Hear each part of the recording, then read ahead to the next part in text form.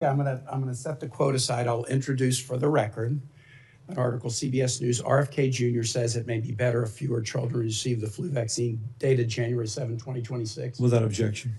Let me set aside the quote and set aside Secretary Kennedy and set aside the article. Do you believe that there is evidence that the flu vaccine prevents serious disease and prevents hospitalization or deaths in children? I believe that all patients should talk to their doctors. And so do I. And that's not what I'm asking you. Your qualifications have been much discussed. There is a mountain of evidence about this. Do you believe that there's no evidence that the flu vaccine has efficacy in reducing serious injury or hospitalization? This is an easy one, doctor. This is an easy one.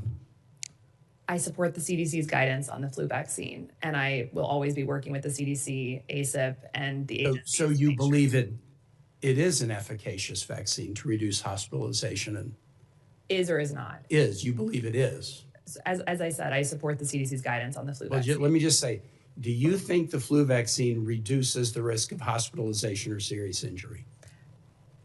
I've said you're a doctor. I believe vaccines save lives. I the believe flu vaccine, part of public health strategy. The flu vaccine, does it reduce the risk of injury or hospitalization? At the population level, I certainly think that it does. Let me introduce for the record, if I can, Mr. Chair, CDC seasonal flu vaccine effectiveness studies dated May 30, 2025 from the CDC that goes into this in some detail. Without objection. This is not a hard question. I answered your question. I know it.